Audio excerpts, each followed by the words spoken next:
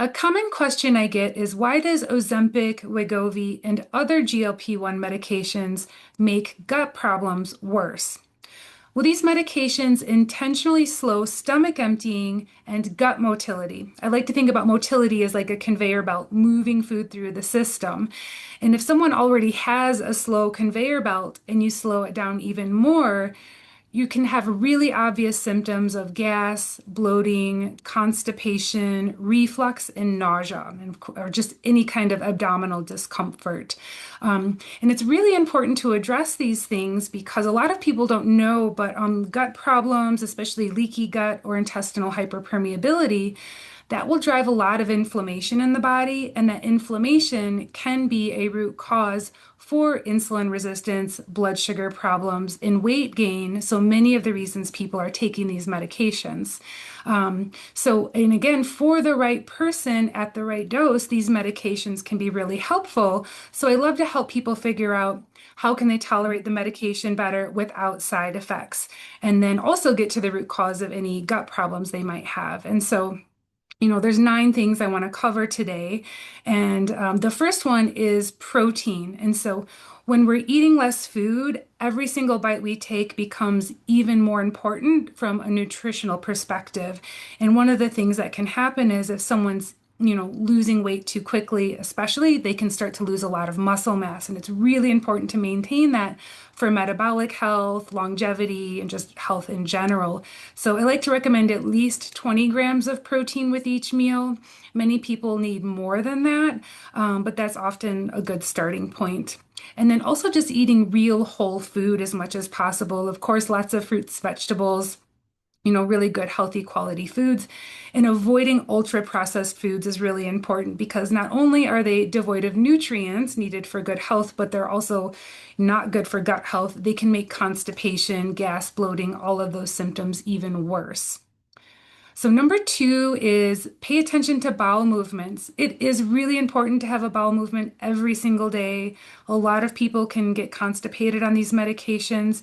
Some really important foundational things are to make sure you're hydrating, and I also find electrolytes really helpful. A good rule of thumb is to drink about half of your body weight in ounces of water or fluids per day. So a 150-pound person needs about 75 ounces of liquids per day. And of course, if you're sweating or super active, you probably need more. Also moving your body. And of course, there's lots of tools for dealing with constipation, but that has to be really personalized based on what's going on with the individual. Number 3 is digestion. So really important basic things like slowing down when we eat, chewing food thoroughly. I also like to recommend limiting liquids with meals because if we're drinking huge glasses of water or other drinks, we're going to dilute all of those important digestive enzymes. And so I like to recommend taking a few deep belly breaths before we eat. Helps us to get into that parasympathetic state, that rest and digest, that can be really, really critical. Number 4 is reflux. So I've seen a lot of patients with a new onset of reflux after they start GLPs. Again, when we slow down motility, that can have a big impact. So I do end up supporting digestion. So think about those tips I just talked about: eating in a relaxed state, chewing food thoroughly, limiting liquids. There's lots of tips for improving digestion. Of course, in some cases, digestive enzyme support can be really helpful. Number 5 is bloating. Don't ignore bloating. This can be a sign of something deeper. It's really common with things like SIBO and SIFO, so small intestinal bacterial and fungal overgrowth. And those can be big drivers of leaky gut and then hence inflammation for the whole body. So addressing that's really important. Gallbladder issues, again, constipation, there's lots of things that can lead to that bloating. So it's important to figure out why that bloating is occurring. Number 6 is the microbiome. So if you haven't heard of the 50 plant food challenge yet, I definitely recommend checking it out. The goal is to eat 50 different plant foods every single week.